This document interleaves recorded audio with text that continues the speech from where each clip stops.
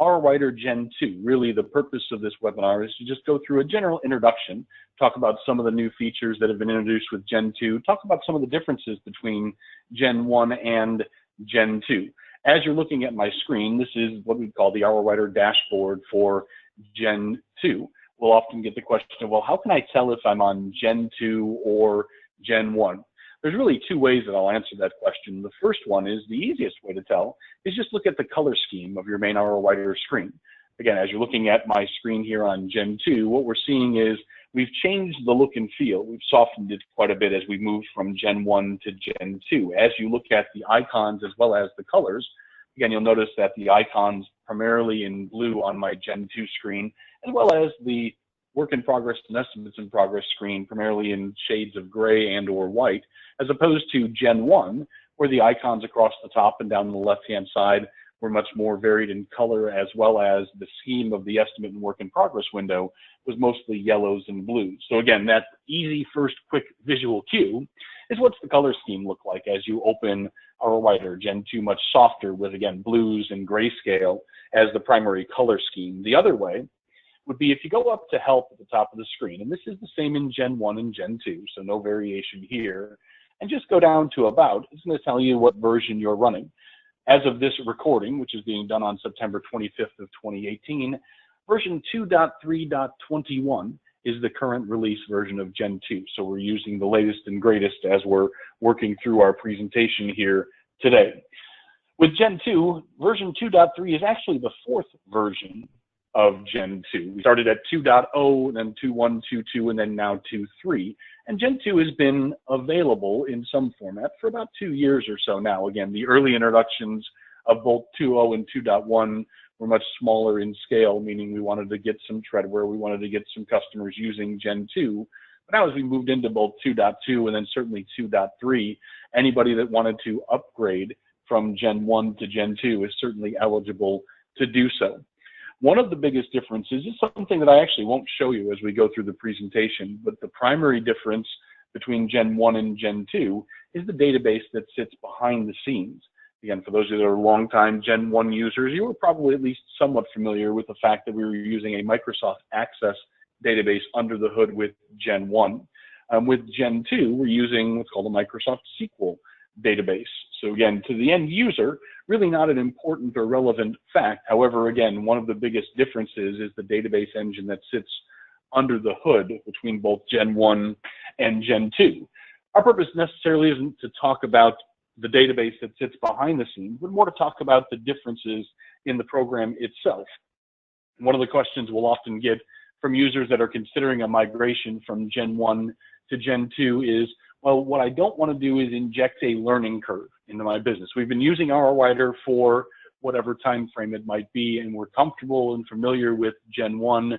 We're not necessarily looking to move to Gen 2 and having to relearn what we already know, at least in terms of functionality. And I will tell you that one of the things that we intentionally did was we made the migration path very simplistic.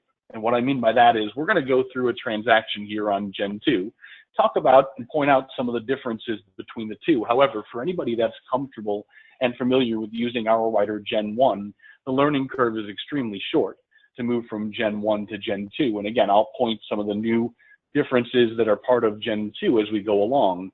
But again, if you're familiar and comfortable with using RWriter Gen 1, it won't take you but a few minutes to just reorient yourself with, well, we've moved a box here, we've put a button there as part of Gen 2. So again, I wouldn't want to discourage anybody from making the jump simply based upon a concern that there's going to be a learning curve or a training necessary in order to move into Gen 2. So with that as the backdrop, we're going to start talking about some of the differences. And again, this is version 2.3.21. We'll start out with our toolbar across the top. And we've added in a couple of extra icons up here in the upper right-hand corner, specifically the ones for the time clock and the daily summary. Now, long-term users of RWriter are probably more familiar with finding those underneath the quick functions section, but there's our time clock and our daily summary. Those are fairly commonly used features. So to make it easier on the end user to find where those are, we've added them to that top toolbar. So out on the right-hand side, you have the ability to launch into either one of those functions right from inside of the program. You'll notice I've got one more icon on my window there. It's called Smart Status. Now, this doesn't necessarily have to do with Gen 2. Both AutoWriter Touch, our app-based version of AutoWriter, and Smart Status, which is our texting application, can be added to any version of AutoWriter 1.29 and higher. But again, if you're looking back at your screen, that icon there, not necessarily a Gen 2 icon, but that's a link out to what we call AutoWriter Smart Status, which is our texting application or our texting communication piece. For those of you that are interested in learning more about Smart Status, we do have some recorded webinars that are out there on our YouTube page, and or we'll be doing a live webinar here in a couple of weeks' time talking about the functionality, the configuration of Smart Status as we go through. But primarily in that top toolbar, again, the icon's a little different, but then also new icons for the time clock and daily summary. Down the left-hand side in my quick launch toolbar, we've added some new tools over here as well. As we've expanded our integrations to what we've called repair catalogs. The all data integration has been part of Gen 1 for a few versions. Identifix was added at the very last version of Gen 1, 1.31. Then we also have an integration to Moto Logic that's part of Gen 2. So again, new additions in that repair section at the top. Same within my catalog section. We've got a whole new integration to Epicor's service intervals catalog. And again, we'll be doing a live webinar, and we'll record that one and post it on the YouTube channel as well, talking about the differences or how you can use Epicor's service interval information integrated directly into our writer. Two other icons that are new down towards the bottom of this section, where we've got both integrations to what we call punch-out catalogs for both IMC and then OE repair link. And again, paid political announcement, there is a webinar scheduled to talk about the integrations to both IMC and OE repair link. We'll get that one recorded and posted to the YouTube channel at a later date as well. If you're on with me live, again, I'll encourage you to go to the autowriter.com/training page. Take a look at the upcoming webinars, because like I said, we're going to cover a lot of these in much more detail in later days as we go along. Underneath our quick launch section, there's no new icons to talk about here. However, we are going to jump into tire quote as we go through this morning's conversation, because when I started out by telling you that there was really not a dramatic learning curve to go from Gen 1 to Gen 2, the one exception to that rule will be tire quote. The tire quote module was completely rewritten as we moved from Gen 1 to Gen 2, much more robust in its functionality. So we'll take a quick look at it today. And again, we're going to do a webinar entirely about tire quote and Gen 2 a little bit later on. So again, if you're watching this as a recording, look for that on our YouTube channel, and or if you're with me live, I'd encourage you to potentially jump on if you have an opportunity. You want to learn more about tire quote and Gen 2. In our center section, our estimates in progress and our work in progress, no real dramatic differences here, Gen 1 to Gen 2. Again, same concept of you can define your column sets, your sequences, your different widths as far as the columns are concerned, but that pretty much plays almost exactly the same Gen 1 versus Gen 2. So as part of our introduction, I want to go through and actually add or build an estimate, take it through the process of adding some work, and then finalizing the transaction, talk about some of the differences that we'll see as we go through that exercise. So to that end, I'm going to head up to the top here. I'm going to go start a new estimate.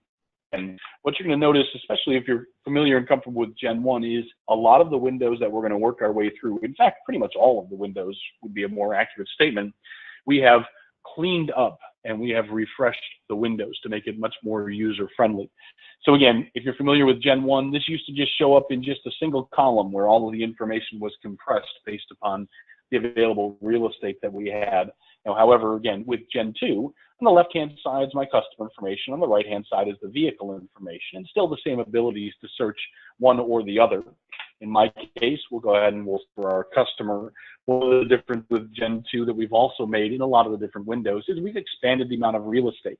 What I mean by that is, for those of you that are familiar with Gen 1, this window, as we did our customer search, would typically only be able to display, let's say, 8 to 10 different lines based upon what your screen resolution was. With Gen 2, as we move to a higher recommended screen resolution, we've been able to take advantage of some of that additional real estate, so much more that we can see in our customer list. Now, I just have 7, so again, the amount of or available real estate not impacting the difference here. But if we go ahead and start a new customer, again, what you'll notice is here's my edit customer window. So if I went ahead and I put in the customer's first name down in the lower left-hand corner, here's where my address goes. So we'll populate my address field information. On the right-hand side is my phone, and then last, the email. So again, for those of you that are long-term or familiar with Gen 1, again, this was all very compressed in terms of the amount of real estate that we had, and again, kind of not necessarily in what would be the most logical order. So cleaning up these windows, but again, the same information. So as to my statement about not a dramatic learning curve to go from one to the next, again, same information as we go through our current into the vehicle window. And again, 3 different ways we can really identify the vehicle. Again, we'll still do VIN decoding. So if you want to go out and get that VIN and populate it, you certainly can. If you're using our quick VIN integration, so I'm going to go ahead and I'm going to put in a license plate and then use my VIN lookup function on their right-hand side there to go ahead and have it resolved through Carfax, not only my VIN number, but the year, make, model, and engine.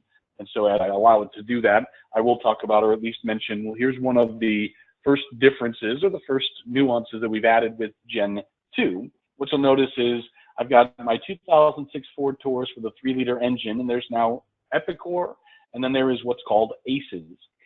ACES is a year, make, model, and engine standard. For some of you that have been around for a while, you may or may not have been familiar with what was called the AAIA vehicle standard, which is what Gen 1 was using as its way to resolve year, make, model, and engine, actually a combination of both Epicor and AAIA if you're using Epicor and SmartyCat. With Gen 2, we've moved from the AAIA standard, and I apologize for stumbling a bit as I try to say the acronym, but to what's called the ACES standard. The AAIA standard was actually discontinued in 2014. So if you've been using Gen 1 and Epicor, what you'll find is that if you try to do VIN decoding or you try to do your VIN lookup, you may or may not find vehicle information for 2014s and later. Again, the ACES standard current, so you'll find not only 18s, but 19s, and even a smatterings of 20s in terms of the vehicle listings that are now available with the ACES integration. It's important to note that you do not have to resolve the vehicle to the ACES standard. So I'm not going to, as I go through this exercise, but we are going to look at, well, where does that come into play?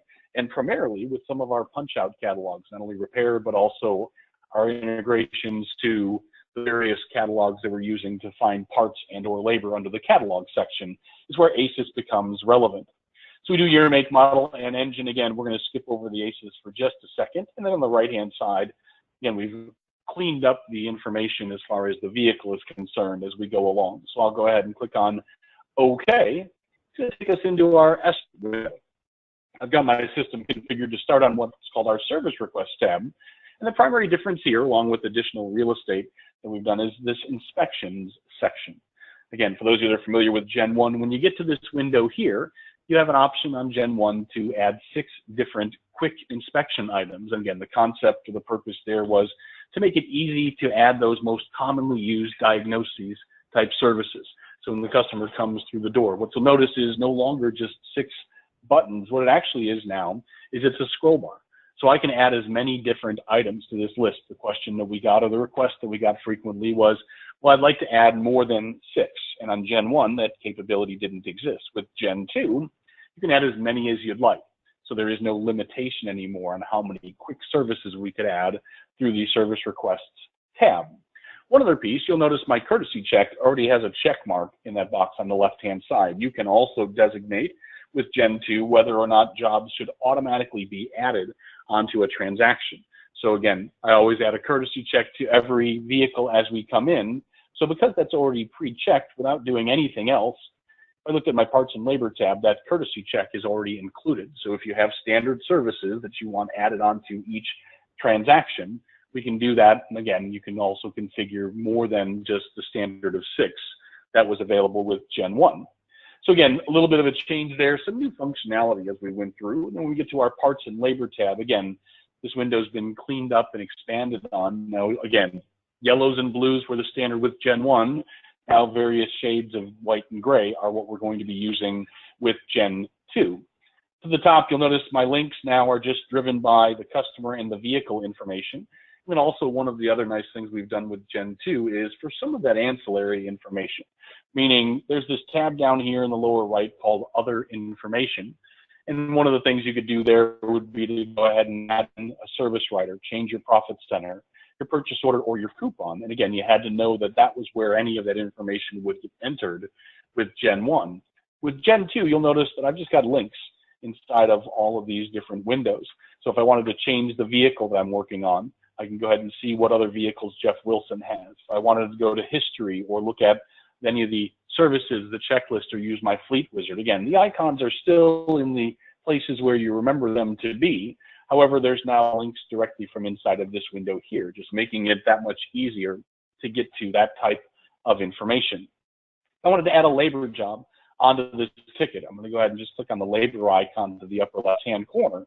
And again, a window that we've cleaned up dramatically. Again, for those of you that kind of went along with us through Gen 1 over the years, we were adding new functions, new features into the program, and we were somewhat limited to the amount of real estate just based upon the kind of controls that we were using behind the scenes with Gen 1. With Gen 2, again, we've cleaned up dramatically the way that the windows look and feel, created sections for here's my miscellaneous, my pricing information, if it's sublet or if this job was declined.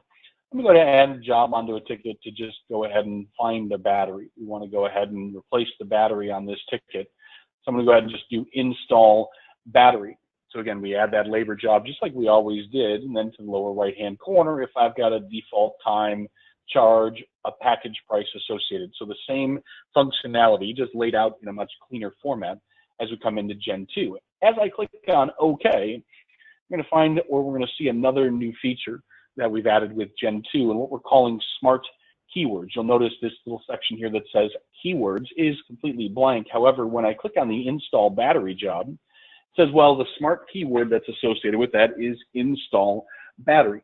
This is really a way to, again, if you're not using smart jobs extensively, to give the shop an easy way to go find any vehicle specific information for a particular job. So in this case, I said we're going to install the battery, and I'm going to go ahead and just click on my keyword. Again, you'll notice that is a link. What that does is that launches me onto Smart ECAT, and it takes forward that we've got in there. It does the search immediate for me, so I now know that based upon the Epicor part and labor descriptions, if I'm searching for the part, I just double click on the part on the left-hand side, and as it comes through, it's going to go ahead and it's going to find from my primary vendors, also looking at my local inventory to see who might have that battery available. We'll give it just a second to go ahead and bring my results back. While we're looking at this window here, again, this is our new Smart ECAT window. We've softened the look and feel here as well. So you'll notice my telephone on the left-hand side, my little green boxes are telling me that this vendor has something available. Again, if we're using Smart ECAT extensively, again, not a dramatic change, so you're not going to have to relearn how to work within it. However, again, there are some nuances or some differences. One of the things that I will point out as you look down to the very bottom, very last one down there says Amazon. And there's another new integration that we've added with Gen 2. So if you're using Amazon for parts procurement, we can now add Amazon into Smart ECAT, as well as one of the other major ones is SSF, or South San Francisco. Now, they're mainly west of the Mississippi, to my understanding. If you're using SSF as a supplier, they're also now available in Smart ECAT. So we can add that into your existing list to go ahead and query both of those vendors for pricing and availability. If we're going through, and again, I've got one of these on my shelf, so if that's the one that I want to use, I simply check the box. Now, if I wanted to, I could post that into my shopping cart, come back up here, and then now go find the labor. So I'll just double click on the labor, and I find that it's 5/10 of an hour to remove and replace the battery. And then when I click on next, we get over to our posted parts and labor tab, ready to add this back to my transaction. I want to add that onto an existing job to go ahead and install the battery. And if I'd like, I can tell it I'd like to replace my predefined description, hit post and exit, and then now it comes across, and now it's the descriptor from Epicor, remove and replace battery, as well as the specific battery that we're looking for. So again, smart keywords, and we can tie those to either parts and or labor, just makes it much easier for us to go out and find the vehicle specific parts that we're looking for. Very effective if we're going to do something like build, let's say, a 30K service, and you wanted to have smart keywords for air filter, oil filter, PCV valve, cabin air filter.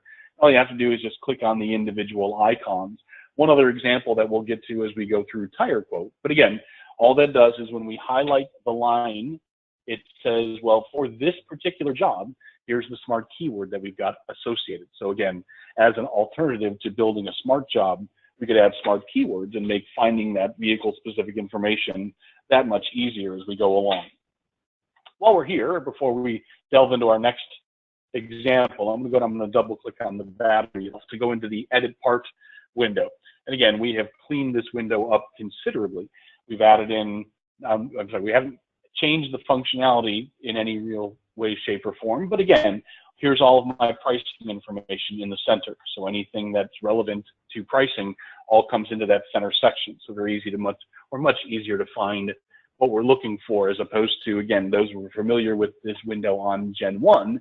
Again, there were a whole lot of information just kind of pushed into place based upon where we had the real estate to add as we've gone along. So I'm going to go ahead and I'm going to close back out of this window here. I didn't make any changes, so it doesn't matter if we say OK or hit cancel.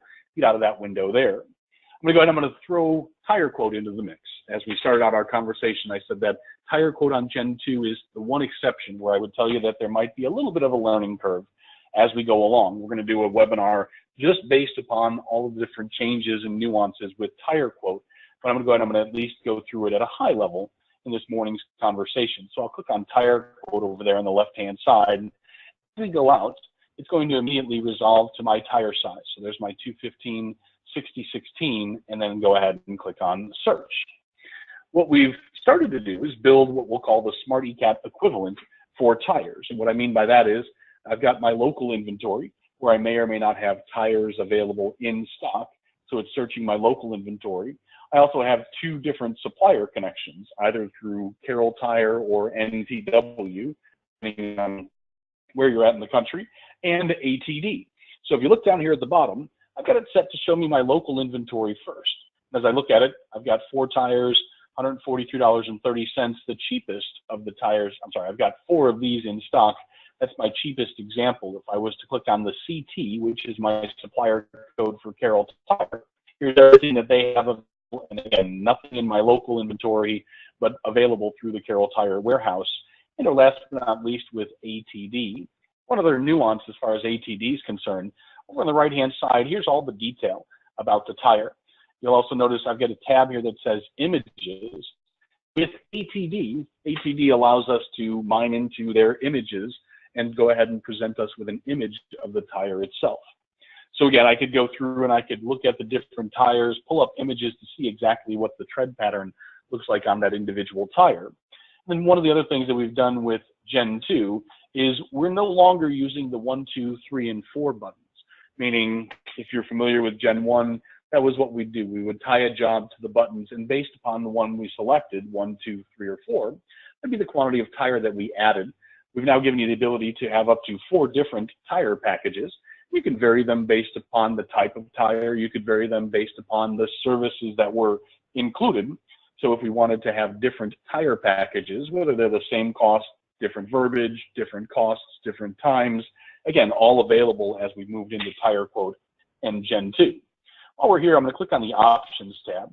And in the Options tab, what it does is it says, well, right now the package I've got selected includes my road hazard warranty and my TPMS rebuild kit. It's part of the parts kit that's associated with these parts. You'll also notice it gave me these little check left-hand side. I'd like to build a quote or a comparison for these 3 different tires. And as I select those by using the boxes on the left-hand side, this button here that says Compare now becomes available. If I click on Compare, it's going to give me a comparison sheet so I can see here are the different tires that are available. When I close out of this window here, yes, I'd like to create a quote. So we're going to say yes to that question. And also one of the differences with Gen 2, that I can automatically add an alignment as we go through. Now, if we didn't want to do that comparison sheet, there's no need to go through that exercise. If I wanted to just add these tires, all I do is I designate the quantity, click on Add, and then Post Exit will take me back out of tire quote, back to my transaction, where I can also configure the system to automatically prompt me to add an alignment onto my transaction. So if I said yes to the question of any alignment, my tire balance, it added the alignment, I offer that road hazard warranty, as well as if I clicked on the TPMS rebuild kit, I've got my keywords for TPMS sensor. So if, as opposed to using a generic part number for a TPMS rebuild kit, I wanted to go find the vehicle specific one, there's my keyword search, so I could quickly go out, pull up my TPMS sensor, and then go ahead and have it do my search to find out exactly who might have, and or even if it's in my local inventory. And if I do TPMS sensor in the Epicor catalog, that's going to show me both the sensors and the component kits. So that's why I've configured that keyword search in that particular manner. So again, going out to look, now I picked an '06 Ford Taurus.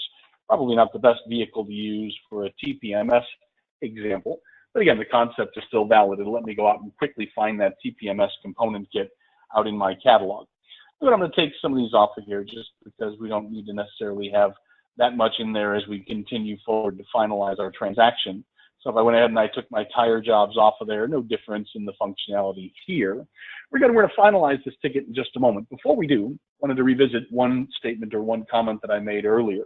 That has to do with what I call the ACES vehicle selection screen. Again, a lot of the punch-out catalogs use what's called the ACES vehicle identifier. So as I click on Identifix, for example, you'll notice I get an extra window that pops up. And it says, well, when I'm using ACES, they want to know not just year, make, model, but also what is the submodel, and in this case, the engine. And depending on the catalog that we're actually going towards, the requests and or the drop-down boxes could be variable, meaning there are some catalogs that'll want body style. There are some catalogs that, in addition to submodel and engine, again, they're going to want some additional information to resolve to the ACES standard. Once I click on OK, it's going to take me out to, in this case, my Identifix integration. My purpose isn't necessarily to go through Identifix. Again, no difference in the functionality there. However, is the ACES standard relevant when the catalog that we're accessing is looking to have the vehicle resolved to that particular standard? So again, that's where ACES comes into play. I'm going to convert this from an estimate to a work in progress. And if you're using your estimate conversion wizard, it wants me to validate the jobs, and also that we're going to create a new repair order. Again, we've now converted it from an estimate to an RO. Similar concept here as we've always done. We'll now finalize our transaction. Wants a mileage. I haven't put that in just yet for this vehicle. Also wants me to finalize or correct any of my elements that I didn't fill in. In this case, we need a technician, so we'll go ahead and we'll select our technician from the drop-down list. And he did perform all of the work on this particular transaction. Here's my payment window, and again, cleaned up a little bit. We've got now the ability to go ahead and assign our payment type.